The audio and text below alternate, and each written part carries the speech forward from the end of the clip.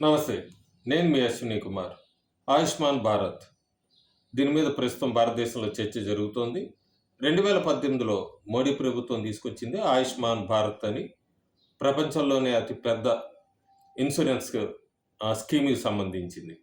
2018లో అప్పుడు తీసుకొచ్చిన ఈ Ayushman Bharat below poverty line అంటే పేద ప్రజలకు సంబంధించింది. దాదాపు 10,00,00,000 కుటుంబాలకి అది అప్పుడు 2018 లెక్కల ప్రకారం దాదాపు 10,00,00,000 కుటుంబాలకి అది వర్తిస్తుందని చెప్పింది ప్రభుత్వ డేటా. రూ.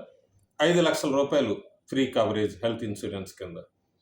దాదాపు అప్పుడు 2018లో చాలామంది కూడా ఇది పేద వర్గాలకైనా, ఇంకా ఎవరికైనా ఉంటుందా అంటే 2024 ఏప్రిల్‌లో కేంద్ర ప్రభుత్వం చెప్పింది 70 సంవత్సరాలు పైబడిన అన్ని వర్గాల ప్రజలకు కూడా త్వరలోనే ఈ ఆయుష్మాన్ భారత్ పథకాన్ని తీసుకొని వస్తామని.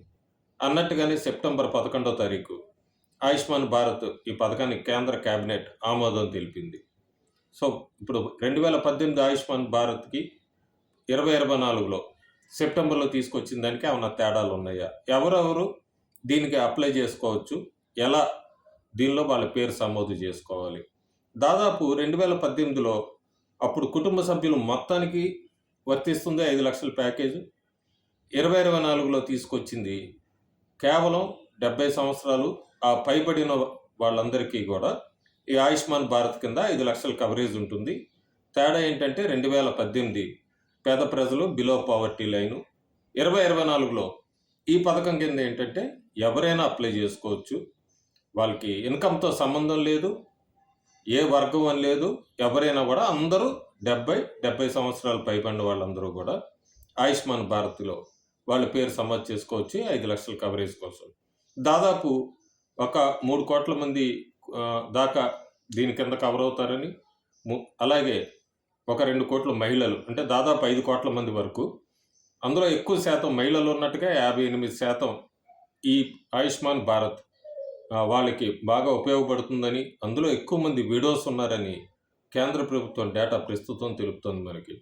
ఈ ఆయుష్మాన్ భారత్‌ని ఎట్లా అప్లై చేసుకోవాలి? అయితే ఈ ఆయుష్మాన్ భారత్ పోర్టల్ ఇంకా బయట రిలీజ్ చేయటానికి ఇంకొక వారం రోజులు సమయం పడుతుందని తెలుస్తుంది మనకి. దానిలో వాళ్ళు పేర్లు ఖచ్చితంగా సమోదు చేసుకోవాలి. ఆ గవర్నమెంట్ పోర్టల్‌లోకి వెళ్ళాలి. కేవైసీ, ఈకేవైసీ కింద వాళ్ళ పేరు ఎంటర్ చేయగానే డీటెయిల్స్ వస్తాయి. అందులో వాళ్ళ ఆధార్ నెంబర్ ఎంటర్ చేసుకోవాలి. ఆధార్ నెంబర్ ఎంటర్ చేసుకున్నాక ఫేస్ అథెంటికేషన్ అని ఫేస్ కూడా, మొహాన్ని కూడా ఒక స్క్రీన్ షాట్ కెమెరా కింద తీయాలి. తీసి సెండ్ కొట్టగానే ఆ డీటెయిల్స్ అన్నీ వచ్చేస్తాయి. మోడీ కార్డ్ అనే దాని మీద ఆయుష్మాన్ భారత్ అనేది వస్తుంది. అయితే 2018లో అప్లై చేసుకున్న వాళ్ళందరూ, అందులో కుటుంబ సభ్యులందరికీ వర్తిస్తుంది 5,00,000 ప్యాకేజు. అందులో కనుక ఎవరైనా 70 సంవత్సరాలు పైబడిన వాళ్ళు ఉంటే, వాళ్ళు మళ్ళీ తిరిగి ఈ 2024 కేంద్ర ప్రభుత్వం ప్రవేశపెట్టిన ఆయుష్మాన్ భారత్‌లో మళ్ళీ వాళ్ళు ఒకసారి అప్లై చేసుకోవాలి. అప్లై చేసుకుంటే ఆ కుటుంబ సభ్యులు అప్పుడు ప్యాకేజ్‌తో పాటు అదనంగా ఈ 5,00,000 కూడా వాళ్ళకి వర్తిస్తుంది. అప్పుడు మేము సమోదు చేసుకున్నాం కదా! ఇప్పుడు చేసుకోక్కర్లేదు అనుకోకూడదు. ఖచ్చితంగా ఇప్పుడు మళ్ళీ 70 సంవత్సరాలు పైబడిన వాళ్ళందరూ కూడా మళ్ళీ సమోదు చేసుకోవాలి. 2018 ఆయుష్మాన్ భారత్ బీపీఎల్ పేద ప్రజలు ఎవరైనా ఉంటే వాళ్ళందరూ మళ్ళీ ఇప్పుడు ఒకసారి ఆ పోర్టల్‌లోకెళ్ళి వాళ్ళ పేరు నమోదు చేసుకోవాలి. చేసుకుంటే అప్పుడు ఆ ఫ్యామిలీ ప్యాకేజ్‌తో పాటు అదనంగా ఇంకొక 5,00,000 రూపాయలు వాళ్ళకి ఇన్సూరెన్స్ కవరేజ్ అవుతుంది. ఇదేదీ లేదు, వాళ్ళకి ఎవరైనా ఇంట్లో చదువుకున్న పిల్లలున్నా ఎవరైనా, వాళ్ళేం చేయాలంటే ఒకవేళ ప్లే స్టోర్‌లోకెళ్ళి గూగుల్.comలోకెళ్ళి ఆయుష్మాన్ యాప్‌ని డౌన్లోడ్ చేయాలి. వాళ్ళ పేరు ఎంటర్ చేయండి. పేరు ఎంటర్ చేశాక ఆధార్ కార్డ్ డీటెయిల్స్ అంతా అథెంటికేట్ చేయండి. చేశాక మొత్తం పేరు సమోదు చేసుకున్నట్టుగా వస్తుంది. ఒక కార్డ్ ఆన్‌లైన్‌లోనే చూపిస్తుంది. దాన్ని టెంపరరీ మీరు ప్రింటౌట్ తీసుకున్నా సరే, తర్వాత ఎట్లాగో మీ ఇంటికి మెయిల్‌లో ఆ కార్డ్ వస్తుంది. అయితే ఇక్కడ ప్రాబ్లమ్ ఒకటే ఉంది. ప్రస్తుతానికి 2018లో అప్పుడు ఆయుష్మాన్ భారత్ తీసుకొచ్చినప్పుడు కేంద్ర ప్రభుత్వం చాలా రాష్ట్రాలు వాటిని ఆమోదించలేదు.